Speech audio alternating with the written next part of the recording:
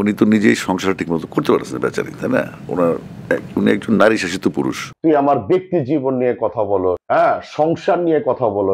এই আসিফ, তোর কি অবস্থা? কিছুদিন আগে দেশের ফুটবল ও ফুটবলারদের নিয়ে মন্তব্য করে সমালোচনার মুখে পড়েন সঙ্গীত শিল্পী আসিফ আকবর। সেই সময় অনেক ফুটবলার ও নেটিজেন তার বিরুদ্ধে ক্ষোভ প্রকাশ করেন। জনপ্রিয় চিত্রনায়ক ওমর সানিও সামাজিক মাধ্যমে প্রতিক্রিয়া জানিয়েছিলেন। ওই লেভেলের কোনো সমালোচক উনি না, ওনার যেটা মনে হয় গাধার মতো বলতে থাকে। তোর মতো একটা ফাজিল ব্যক্তি জীবন নিয়ে কথা বলবি না আসিফ।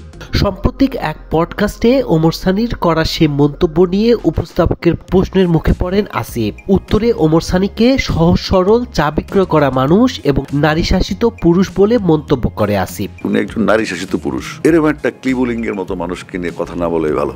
আসিফ, তুই গিয়ে মৌসুমীর গিয়ে জিজ্ঞেস কর আমার অবস্থান কোথায়। পাশাপাশি ব্যক্তিগত জীবন নিয়েও সমালোচনার সুরে কথা বলেন তিনি। যদিও কথা শেষে আই লাভ হিম বলে নরম হওয়ার চেষ্টা করে গায়ক, কিন্তু আসিফের ওই মন্তব্যগুলো ভালোভাবে নেননি ওমর সানি।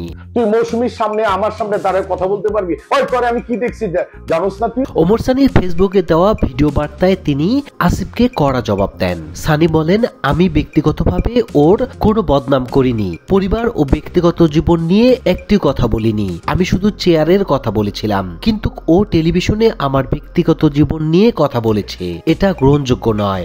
আমি কি না আসি তোর ম্যাডামরে যে জিজ্ঞেস কর।